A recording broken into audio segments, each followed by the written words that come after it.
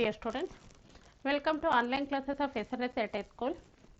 Today I am going to continue the concept from the history part, the Mughals and the Marathas. In the previous session we have been learnt about the founder of the Mughal Empire, about the recapitulation concept. I am going to display about the PPT. Just you observe it. So now in this session we are going to discuss about the Akbar. Before that you must know that after the death of Babur, his son Humayun became the ruler of the Mughal Empire. He could not rule for a long time because of the interference of the Sher Shah Suri. Who is Sher Shah Suri? Sher Shah Suri was the governor of the Bengal. When he was working under the Babur, so Babur was ruling the Mughal Empire, and under him he was working as a governor in Bengal. At that time he supported a lot to the Babur because he was looked after the administration of the military, and he was one of the Faujdar of the army also. He learned the techniques, he learned the skills of the warfare, and he had desire to become ruler himself. When Babur died and Humayun became the ruler, so he had eye on territory of the Delhi to conquer. Finally he has attacked to Delhi and defeated Humayun. Unfortunately Humayun could not succeed. He defeated. He wanted to escape from the from the hand of the Sher Shah Suri. So he has visited to Sindh. He got help from the ruler of Sindh, and he was wandering for many years at the place of the Sindh. After long time, after the death of Sher Shah Suri, again in the year 1555, Humayun has regained the Delhi and he continued the administration. He ruled only 1 year. In the year 1555, he lost his life. Before that, it was accident life for him. It was a tragedy. He was very fond of the reading. He built his own library, and when he was stepping from the library, so he fall down. He died. So after the death of the Humayun, his son Akbar became the ruler. Dear students, now let us discuss about the Akbar. Who is Akbar? How he ascended the throne? Who are the rulers defeated by him? Which are the territories conquered by him? And how he extended the empire? And what the problems he faced at the early stage? And how he has looked after the administration of India, and what is his religious policy, and what was the new religion founded by Akbar. Dear students, now let us learn about the Akbar. Akbar is famous powerful ruler of the Mughal Empire. Is the famous powerful ruler of the Mughal Empire. He was the son of Humayun. When Humayun was wandering at the Sindh place, he has married Rajput princess. At that time he was born. He was born in Amarkot of Sindh. He lost his father. After the death of Humayun, Akbar became the ruler of the Delhi. At that time his age is only 14 years. He was 14 years old. He was 14 years old. At the initial stage, because he doesn't have any knowledge about the administration, so he could not look after the administration himself. When he lost his father, when he became the ruler, there are many neighboring rulers and neighboring territories they could not tolerate, and they could occupy the territories of the Delhi. They could conquer themselves. At that time in the east and western part of India, there are many the Rajput rulers were there. And also there are many Afghan rulers also. Many were opposed about him. Many governors of the Punjab, Multan, Sindh and many other places, they are having an eye on the territories of the Delhi. So when he was 14 years old, at that time he could not look after the administration, but for the namesake, nominally he was appointed as a ruler, but he was supported by his uncle Bairam Khan. Who was Bairam Khan? Bairam Khan was the regent of Akbar. Until he grown up, so So Bairam Khan used to look after the administration as a military commander, as a prime minister, and also whole and soul of the care of the Akbar. The Bairam Khan used to look after the Akbar's that is life. When Akbar grown up, so his intention is that he wanted to extend the empire, he wanted to regain the territories which he has lost. Finally, so it in his duration, there was a famous war at the place of the Haldi Ghat. At the place of the Haldi Ghat, there are two important wars which were conducted by Akbar. They are the Battle of Panipat, which is known as the Second Battle of Panipat, and next one is the Battle of Haldi Ghat. The Battle of Haldi Ghat. Dear students, you must know that already I told you that there are three battles of Panipat conducted at the place of the Panipat, like when Akbar was ruling at that time in the year 1556. In the year 1556, you must know that in the year 1555 he lost his father, but he was at that time he was only 14 years old, so he was administration was looked after by his uncle Bairam Khan. Okay, so in the year 1556, so he announced the war against the ruler of the that is Rajput by name Rana Sangram. Sorry, Hemu. Who was Hemu? Hemu was the ruler of Bengal. He was the Rajput ruler. He opposed the Mughal rulers. So in the year 1556, our Akbar announced the war against. He has sent his general.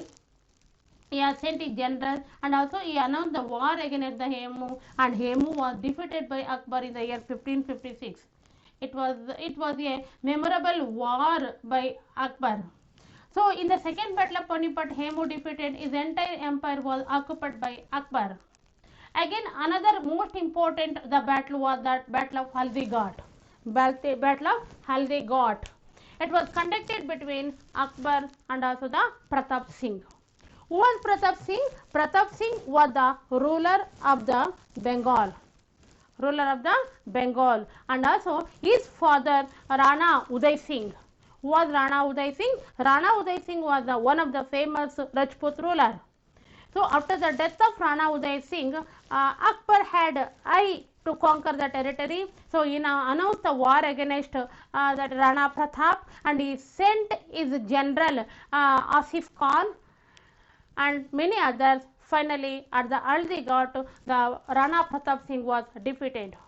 Again, Rana Akbar has conquered the territories belong to the Rana Pratap Singh. Like there are many rulers from Gujarat and Bengal, Bihar, Orissa, Kashmir, Malwa, Peshawar, or many other places. He has conducted the war. Finally, was successful. He was succeeded to conquer the territory. Students, you could have seen that. So this is the there is outline map of India where the Babur was conquering the territories. He conquered the territories and he extended the empire. So this is the southern part of India. At that time, Vijayanagara Empire, Bahmani Empire, and some southern rulers were there, and also here the Gujarat. So Akbar has conquered from the east, from the west, east, and northern part of India. Maximum during the period of Akbar, they ruled Afghanistan. At present, what the countries we are finding like Pakistan, Afghanistan, and also the one more that is Persia. Okay, many other places. Okay, he conquered. So like he extended the empire. Most of the territories were conquered by Akbar. So which are the important places he has conquered? The Kabul, Peshawar, Srinagar, Lahore, Multan, then Ranthambore, Malwa, Kalinjar, Gujarat, and Bengal. Like many places he has conquered. So, no doubt in it, he was successful in conquering the territories because he was a great warrior. He was in, and not only was warrior, he was also a efficient administrator. So, Akbar, what the territories he has conquered that, so it is proved that he was one of the great warrior among the Mughal rulers. So Akbar has extended the empire up to northern part of India. You know that the Lahore, Peshawar, Kabul, and also the Ranthambore, and then Multan, Malwa, Kalinjar, Gujarat, Bengal, Sindh, many other places. All these places were conquered by Akbar. Akbar extended the empire. Not only he was a great warrior, he was also a great administrator. So he extended the empire. He named for the good administration of the Mughal Empire. Akbar, he was a great warrior, administrator, efficient organizer also. Efficient organizer also. Among the Mughal rulers, Akbar, who has given the remarkable contribution in the field of the religion and also the society and also the economic condition. You must remember that Akbar, being a Muslim ruler, he was also a orthodox. He was also a orthodox, but he was tolerating all the religions. He was tolerating all the religions. His policy toward the Rajputs is really memorable. So in the history of India, the Rajput policy by the Akbar is memorable. It should be narrated that there are many Rajput Rajput officials, Rajput people who have supported and given cooperation by Akbar. In his court, there are 8 poets were there, 8 ministers were there. Among them, you know that Raja Todrumal and Than Singh and Raja Bhagwan Das. Like there are many Rajput ministers were appointed. Many officials, many posts were provided for the Rajputs for his court. Okay. So many Rajputs were looked after as a general and military commander and prime minister, so on. Like the Rajputs have supported by Akbar. And not only that, he was a religious tolerator. That means there are many religions who were supported by Akbar, like the Jains, Buddhist, and also Persians, and next that is many other. All religions other than the Muslim religions he was supported and also they helped. Himself he has encouraged to celebrate Hindu festivals also. He was very fond of Hindu festivals also, like festival of many like Ganapati festival and also the many other Shivaratri festival. Many other festivals were celebrated by his followers and also by his courtiers. And Akbar himself he has supported the Rajput princes to follow their that is traditional performance like puja and many other. Okay, because himself he has married the Rajput princess, and also he has awarded or abolished the jizya tax. Jizya tax was collected from the Hindus. He has abolished collecting the jizya taxes on the Hindus. And also Hindus and also the many other religions also he has tolerated that. He love other religions also. And also he whatever the problem faced by the common people other than the Muslims, he has helped and also the provided the economic facilities. Okay, so Akbar, no doubt in it, he was the great ruler. He was a powerful ruler. He was a famous ruler. Akbar came to know that because he was influenced a lot from the other religions also, but he was believing in one God. He was believing in one God. He observed that the religions or other religions, that is ceremonies and also the performance and other things, he wanted to know what is the real theme of the religion. So he called his ministers to discuss about what the theme of the other religions. So he had a conference at Daulatabad. He had a conference at Daulatabad, and for that purpose only, to discuss about the theme of the other religion and also about the philosophy of the other religion, he called all the scholars of other religions. And he had a conference and discussion about the greatness of the religions. finally himself he realized that so everything is, all the religions are quite okay, but at the same time he has believed only one God. By mixing up all the religion theme, he founded the new religion called as Din-i-Ilahi. Din-i-Ilahi. What is this? It is the religion, or it is one of the religion philosophy founded by Akbar. Din-i-Ilahi was founded by Akbar. So, to spread the philosophy of Din-i-Ilahi, so he has appointed his official or his military general by name Abul Fazl. Abul Fazl. Who is Abul Fazl? Abul Fazl was the one of the scholar and writer in the court of Akbar. Okay, so Abul Fazl wrote the book called as Akbar Nama. Akbar Nama. What is this? It is the memory of Akbar. Akbar Nama and Aini Akbari.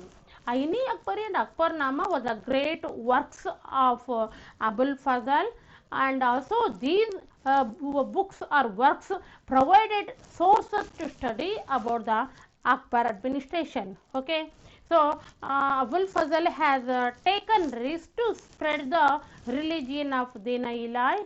Unfortunately, many people were not followed because it is not become a popular religion, because lack of popularity and also lack of propaganda, it has not spread many part. Anyhow, Din-i-Ilahi was the religion founded by Akbar.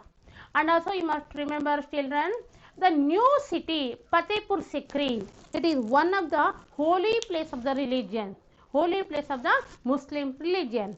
So he founded the new city called as Fatehpur Sikri. Fatehpur Sikri was the city founded by Akbar. And also Akbar constructed many tombs also. He constructed many tombs also. He was the lover of the art and architecture. Himself he has given the encouragement for the literature, and during his period the Persian literature and local literature also developed like anything. Himself he translated the Hindu religious books in Persian language. Himself he was a scholar. So he has encouraged many scholars to translate the Hindu religious books into the Persian.